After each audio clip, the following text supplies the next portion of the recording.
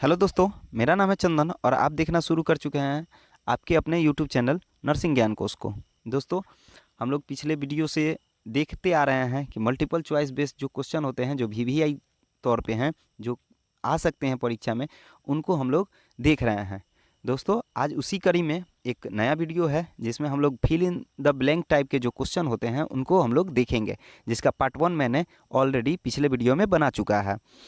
आप लोग जाके मेरे प्लेलिस्ट से वो उसको देख सकते हैं। चलिए वीडियो को शुरू करते हैं। शुरू करने से पहले आप लोगों से एक रिक्वेस्ट है कि अगर आप चैनल पर नए हैं तो हमारे चैनल को ज़रूर से ज़रूर सब्सक्राइब करिए, साथ ही अपने दोस्तों में ज़रूर शेयर कीजिए और वीडियो को लाइक और कमेंट करना ना भूलें।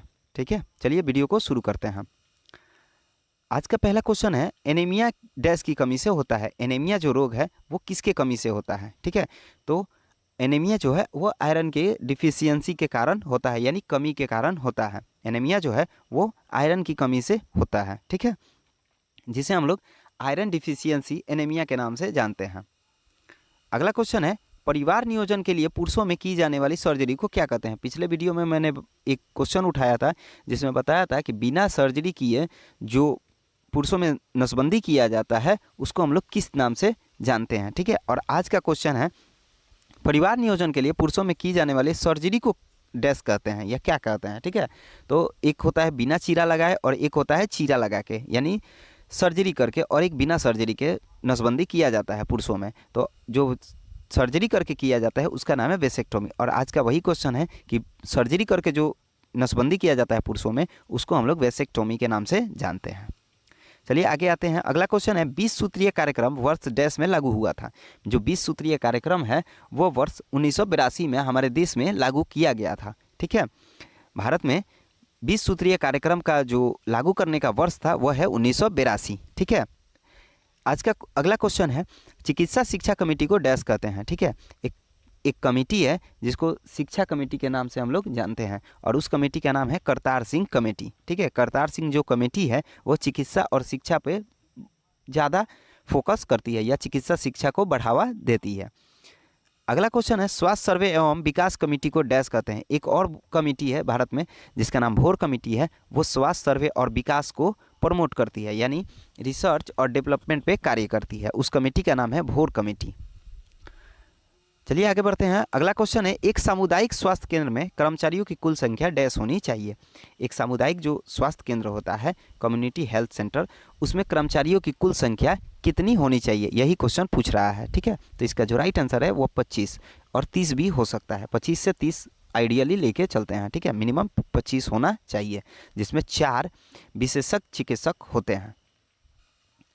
अगला क्वेश्चन है, ब्लॉक स्तर पर पंचायती राज की संस्था को डैश कहते हैं? पंचायत स्तर पे जो होता है पंचायती राज की संस्था वो होती है पंचायत समिति। ठीक है, ब्लॉक स्तर पे कार्य करती है, जिसमें सबसे ज़्यादा मोटिव रहता है स्वास्थ्य और शिक्षा पे। ठीक है, उसको हम लोग बोलते हैं पंचायत समिति। और जिला स्तर पे जो रहता है वो होता है जिला समिति के थ्रू, जिसका प्रमुख होते हैं हमारे डीएम। अगला क्वेश्चन है, प्रति 1000 पे जो जीवित जन्म लेते हैं बच्चे, उनमें कुल मृत्यु की संख्या डैश कहलाती है? या 1000 जीवित शिशु जन्मों में से एक वर्ष में बच्चों की कुल मृत्यु संख्या डैश कहलाती है? 1000 पे कितने बच्चे डेथ करते हैं प्रति वर्ष, उसी आंकड़े को हम लोग शिशु मृत्यु दर के नाम से जानते हैं, जिसे अंग्रेजी में इनफैक्ट मोर्टेलिटी रेट IMR के नाम से हम लोग जानते हैं। ठीक है, ये गणना प्रति 1000 जीवित शिशुओं पर कितने बच्चे डेथ करते हैं उससे निकाला जाता है। ठीक है, जिसे शिशु मृत्यु दर के नाम से जानते हैं। ठीक है, अगला क्वेश्चन है, भोर समिति, ठीक है, जो रिसर्च एंड डेवलपमेंट पे कार्य करती है, उसका स्थापना वर्ष किस वर्ष में हुआ था? ठीक है, रिसर्च और डेवलपमेंट पे जो कार्य करती है कमेटी, उसको हम लोग भोर समिति के नाम से जानते हैं और उसका स्थापना 1943 में हुआ था। भोर कमेटी की स्थापना 1943 में हुई थी, जो रिसर्च और डेवलपमेंट पे कार्य करती है। चलिए आगे बढ़ते हैं और आज का अगला क्वेश्चन है, स्तनपान छुड़ाने की प्रक्रिया शिशु के डैश महीने पर प्रारंभ की जाती है? ठीक है, हमने पिछले वीडियो में बताया था कि जो शिशु होते हैं या बच्चे होते हैं उनको 6 महीने तक माँ के स्तनपान के अलावा और बाद बाकी कोई भी चीज़ नहीं देना चाहिए। ठीक है, आहार के रूप में। और 6 महीने बाद उनको स्तनपान छुड़ाने के लिए धीरे धीरे जो सामान्य भोजन है उसको देना चाहिए, जो बहुत ज़्यादा गीला तौर पे देना चाहिए। और उसका राइट आंसर है 6 महीने बाद। ठीक है, 6 महीने के बाद ही स्तनपान के लिए कुछ स्तनपान छुड़ाने के लिए कोई कोशिश करना चाहिए। 6 महीने तक कोई भी माँ के स्तनपान के दूध के अलावा और बाद बाकी कोई भी चीज़ नहीं देना चाहिए। चलिए आगे बढ़ते हैं। अगला क्वेश्चन है सिलिकोसिस डैश की धूल से होने वाला व्यावसायिक रोग है। अभी तक हम लोगों ने 4 तरह के व्यावसायिक रोग के बारे में पढ़ लिया, ठीक है। आज का क्वेश्चन है सिलिकोसिस की डैश धूल की धूल से होने वाला व्यावसायिक रोग है। इससे पहले हम लोगों ने कपास, कोयला की धूल, गन्ने के रेशा और सिलिकॉन से होने वाले जो रोग हैं उनको पढ़ा था। आज का भी वही क्वेश्चन है, उसी में से एक क्वेश्चन है कि सिलिकोसिस डैश की धूल से होने वाला व्यावसायिक रोग है। तो राइट आंसर है सिलिकॉन, ठीक है। सिलिकॉन से की धूल से ही सिलिकोसिस रोग होता है जो एक व्यावसायिक रोग है। अगला क्वेश्चन है राष्ट्रीय एड्स नियंत्रण कार्यक्रम की शुरुआत डैश वर्ष में हुई थी। राष्ट्रीय स्तर पे एड्स से नियंत्रित एक कार्यक्रम को बनाया गया था जिसकी शुरुआत 1987 में किया गया था, ठीक है। या ये बोले कि 1987 में राष्ट्रीय एड्स नियंत्रण कार्यक्रम की शुरुआत हुई थी। आगे बढ़ते हैं। क्वांटम डैश रोग के फैलने की रोकथाम के लिए उचित उपाय है, ठीक है। तो इसका राइट आंसर है एड्स। एड्स जो है एक एसटीडी रोग है, सेक्सुअल ट्रांसमिटेड डिजीज है, जो असुरक्षित यौन संबंध बनाने से फैलता है, ठीक है। और इसका जो कारक होता है या वायरस होता है वो होता है HIV, ठीक है। तो इसमें एक सुरक्षित तरीका है यौन संबंध अपनाने का, वो है कॉन्डम, ठीक है, जो मेल और फीमेल दोनों के लिए अवेलेबल होता है। तो कॉन्डम एड्स रोग के फैलने की रोकथाम के लिए उचित उपाय है, ठीक है। तो इसका राइट आंसर है एड्स। अगला क्वेश्चन है MMR के 3 घटक हैं, ठीक है। MMR जो है वो साधा बच्चों में पाया जाता है, जिसके घटक जो हैं वो है पहला मम्प्स, दूसरा मिजल्स और तीसरा रूबेला, ठीक है। मम्प्स, मिजल्स और रूबेला, ये 3 जो घटक हैं ये तीनों जानलेवा बीमारी है जो बच्चों के या शिशु के मृत्यु दर को बढ़ाते हैं, ठीक है।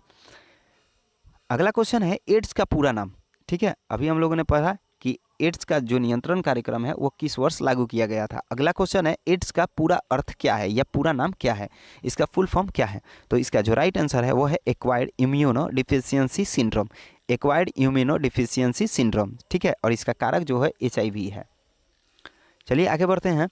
अगला क्वेश्चन है भारतीय कारखाना अधिनियम वर्ष डैश में आया था। भारतीय कारखाना अधिनियम जो है वो किस वर्ष लागू किया गया था, ठीक है। तो उसका राइट आंसर है 1976 में। 1976 में भारतीय कारखाना अधिनियम लागू किया गया था। चलिए आगे बढ़ते हैं। और अगला क्वेश्चन है जन्म एवं मृत्यु पंजीकरण अधिनियम वर्ष डैश में लागू किया गया था, ठीक है। हमारे देश में एक अधिनियम पारित हुआ था जिसमें प्रत्येक नागरिक को अपने जन्म और मृत्यु से संबंधित आंकड़े को बताना जरूरी किया गया था, ठीक है। उसको 1969 में लागू किया गया था, ठीक है। अगला क्वेश्चन है सिफिलिस रोग के निदान के लिए डैश की जांच की जाती है, या सिफिलिस रोग के निदान के लिए कौन सा जांच किया जाता है। तो उसका राइट आंसर है VDRL, जिसका हम लोगों ने फुल फॉर्म पिछले वीडियो में बताया हुआ है, ठीक है। सिफिलिस भी एक STD रोग है जो VDRL के जांच के थ्रू पता चलता है, ठीक है। इसका अगर फुल फॉर्म जानना है तो हमारे पिछले वीडियो में जाके प्लेलिस्ट से देख सकते हैं। अगला क्वेश्चन है प्रत्येक प्राथमिक स्वास्थ्य केंद्र के अधीनस्थ डैश उपकेंद्र आते हैं, या यूँ बोलें कि प्राथमिक स्वास्थ्य केंद्र के कितने उपकेंद्र होते हैं एक प्राथमिक स्वास्थ्य केंद्र के, ठीक है। तो उसका होता है 6। अगला क्वेश्चन है एक प्राथमिक स्वास्थ्य केंद्र में कर्मचारियों की कुल संख्या डैश होनी चाहिए। एक प्राथमिक स्वास्थ्य केंद्र में कुल कर्मचारियों की संख्या कितनी होनी चाहिए जिसे आइडियल तौर पे माना जाता है। तो उसका राइट आंसर है 14, ठीक है। और CSC में ये बढ़ के हो जाता है 25, यानी सामुदायिक जो स्वास्थ्य केंद्र होते हैं उनमें 25 और प्राथमिक स्वास्थ्य केंद्र में 14 को आइडियल माना जाता है। अगला क्वेश्चन है एक उपकेंद्र में कर्मचारियों की संख्या होती है, ठीक है। जो कम्युनिटी हेल्थ सेंटर होता है उसका एक उपकेंद्र होता है जिसे हम लोग प्राइमरी हेल्थ केयर के सेंटर के नाम से जानते हैं, और उसका जो होता है 6 उपकेंद्र होते हैं जिसमें कर्मचारियों की संख्या प्रत्येक उपकेंद्र में 3-3 की संख्या में होता है, ठीक है। अगला क्वेश्चन है ग्राम सभा की न्यायपीठ डैश होती है। जो ग्राम सभा होती है उसका जो न्यायपीठ होता है वो है न्याय पंचायत, जो पंचायत द्वारा संचालित होती है। अगला क्वेश्चन है वह दंपति जिनके 2 या अधिक बच्चे हो तथा जो परिवार नियोजन में प्राथमिकता पर हो उन्हें दंपति कहते हैं, ठीक है। तो इसका हमने पिछले वीडियो में भी बताया था जब मल्टीपल चॉइस क्वेश्चन देख रहे थे उस समय। तो इसको बोलते हैं हम लोग टारगेट कपल, ठीक है। 2 या अधिक बच्चे जिनको अब बच्चा नहीं चाहिए उनको हम लोग टारगेट कपल के नाम से जानते हैं। अगला क्वेश्चन है महिला स्वास्थ्यकर्ता की नियुक्ति की जाती है, ठीक है। सब सेंटर में जो महिला स्वास्थ्य कार्यकर्ता होती है, ठीक है, उसकी नियुक्ति उपकेंद्र में यानी सब सेंटर में किया जाता है, ठीक है।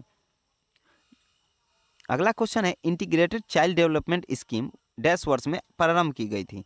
इंटीग्रेटेड चाइल्ड डेवलपमेंट स्कीम, ठीक है, ICDS किस वर्ष में अपनाया गया था? ICDS का फुल फॉर्म होता है इंटीग्रेटेड चाइल्ड डेवलपमेंट स्कीम, जिसको 1975 में देश में लागू किया गया था। अगला क्वेश्चन है गांवों के विकास कार्यों का उत्तरदायित्व डैश पर होता है। जो गांव का विकास होता है उसका उत्तरदायित्व किसके अंडर में आता है? तो वो होता है ब्लॉक डेवलपमेंट ऑफिसर के अंडर में, जो ब्लॉक लेवल पे काम करते हैं। और ब्लॉक में जितने भी गांव आते हैं, मेनली 100 गांव आते हैं एक ब्लॉक के अंदर, तो वो 100 गांव के विकास कार्यों को ब्लॉक डेवलपमेंट ऑफिसर ही देखरेख करते हैं, BDO जिसको हम लोग बोलते हैं।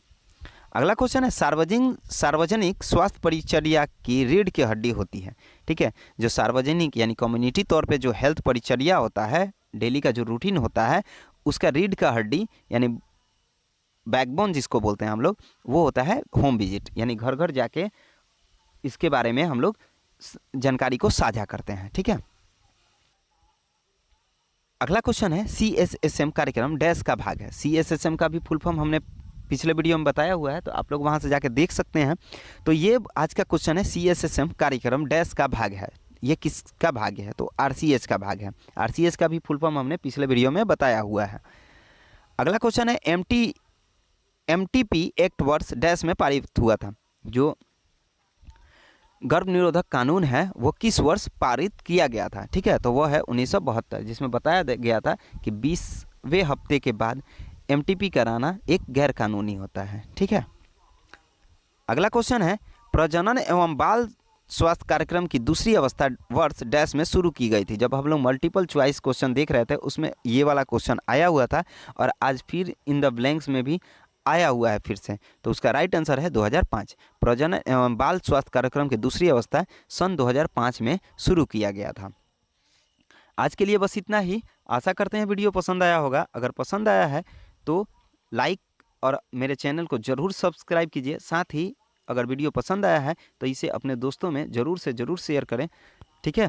मिलते हैं नेक्स्ट वीडियो में, तब तक के लिए बहुत बहुत धन्यवाद।